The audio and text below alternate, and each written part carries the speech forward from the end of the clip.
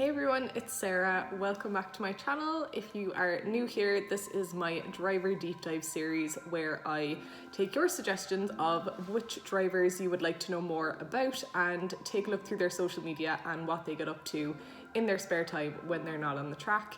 So before I get into the video, I am going to ask you, I'm going to do it, to hit the subscribe button. So many of you have been joining lately and it's been an absolute joy to see that. So would love to see more of you. And also don't forget, if you're new here, if you're wondering how I pick who I speak about in these videos, it's all up to you. So whoever is suggested in the comments is who I end up speaking about in the next video.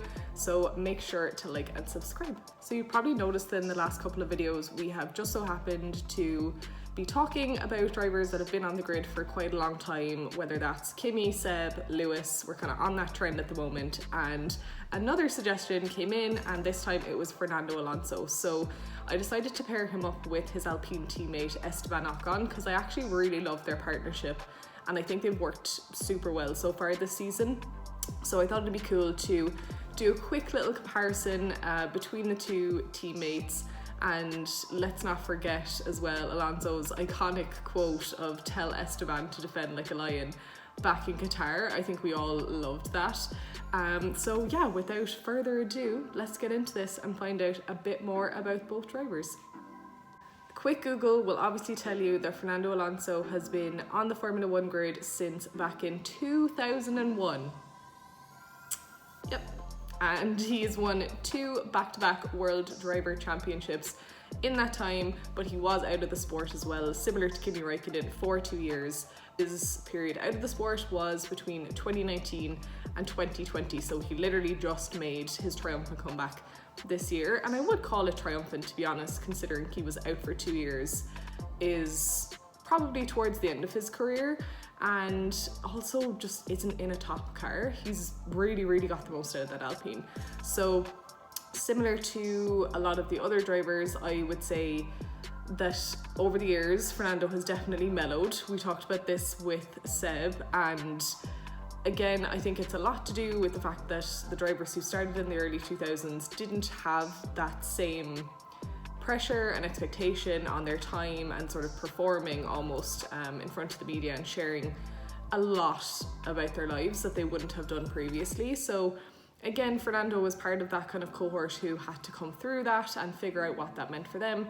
And I think he has definitely mellowed over the years, and I've certainly found it easier to warm to him. I think he comes to the track with this very casual demeanor when he's talking to the media and just kind of around the place, and then he gets onto the track and he has this edge that he has never lost, which is really awesome to see. Yes! Yes! Get in there, you beauty! Hey! Ole! Ole! Ole, ole, ole! Enjoy the podium, mate. Well deserved. Finally some luck. Yeah, been waiting 7 years for this, mate. What he gets up to off the track is also pretty interesting, actually. So you've probably seen his flat-brimmed hats. He is a big fan, like Kimi. He really loves the flat-brimmed hats, and so does Max Verstappen, as I think about it. But Fernando's is slightly different in that he actually has a brand on there that's called Kimoa. I didn't know this until I started researching for this video, but that's Fernando's fashion brand. So I'll put the link to their website in the description box. But yes, Kimoa was actually founded by Fernando Alonso, which is pretty cool. He launched it in 2017, and I will say, you know, when you look it up, you'll probably see it hasn't been without its small controversies. But more broadly, Alonso has tried to be very positive with the brand, and he's used it to form this community called Bravers, which is essentially looking for people who are engaged in and connected with the brand already, or have just discovered it for the first time and are interested in sort of like adventuring and getting the most out of life, which I will say is pretty cool.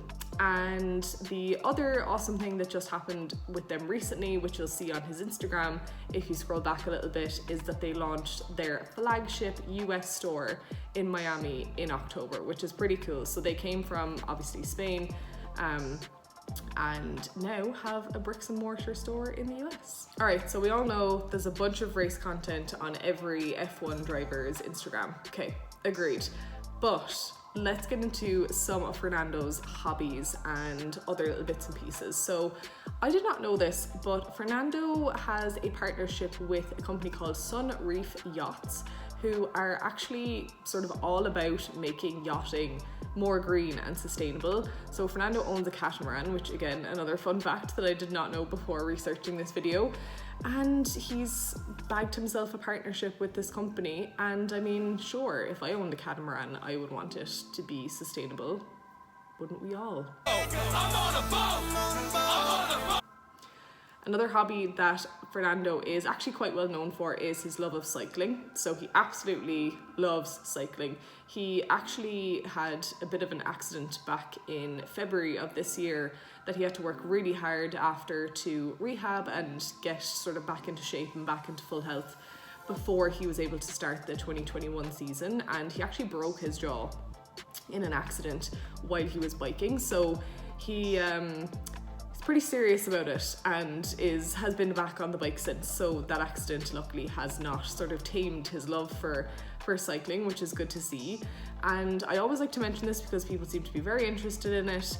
Who does Fernando support in terms of football clubs? So I can tell you he is a Real Madrid fan. Of course, he is a very proud Spaniard, but it is Real Madrid in particular who he supports, and he and Esteban actually just recently presented an award at the Ballon d'Or ceremony in Paris, which was pretty awesome. Alpine were one of the sort of brand partners, sponsors of the event, and the two guys got to get up on stage and present the award, which is amazing. And the last thing that I will mention is Fernando's love of karting. So again, he shares this with a lot of drivers on the grid.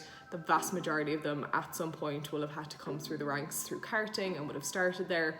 And a lot of them, like Lando Norris, Daniel Ricciardo, just off the top of my head, also have karting teams, and Fernando is no different. Now, he is a little bit newer to this than some of the others, so he founded his team in 2020.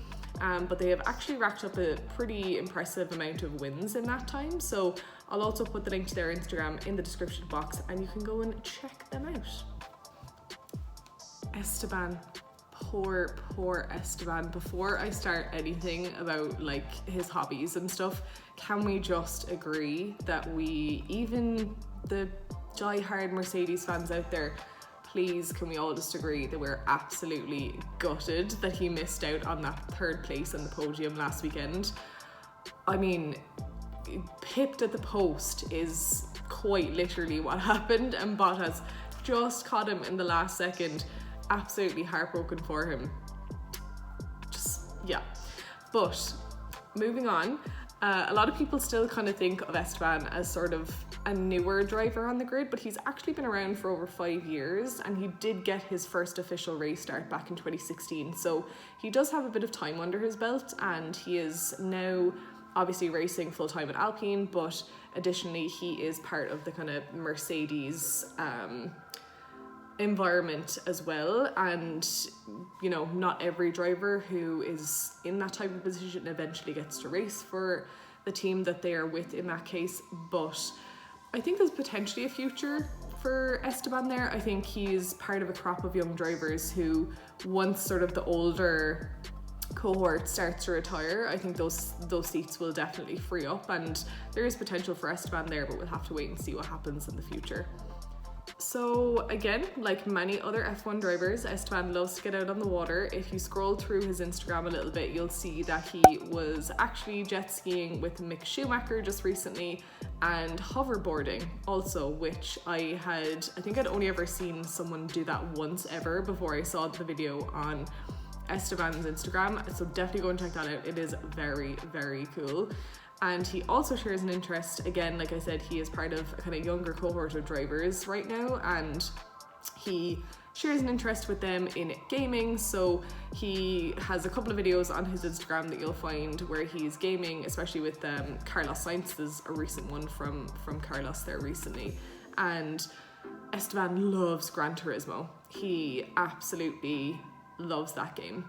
And in terms of driving in the virtual world, when he's not on the track, he also likes to do some off-road buggy driving. So kind of like a dune buggy, but just on kind of dirt roads, these types of activities, when F1 drivers do them, it never fails to make me giggle, because I just think they are so wired to need that adrenaline and speed that they have to get it even when they're in their downtime.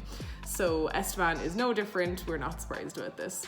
Other than that, he is actually quite private about kind of his personal life. You know, he shares little kind of bits and pieces here and there, but his Instagram isn't that active, and an awful lot of what you'll see on there is race related content. So don't be surprised if you kind of go there looking for, you know, a bunch of information on him. There isn't a huge amount. He shares a small bit again in interviews, but he's generally a pretty quiet guy.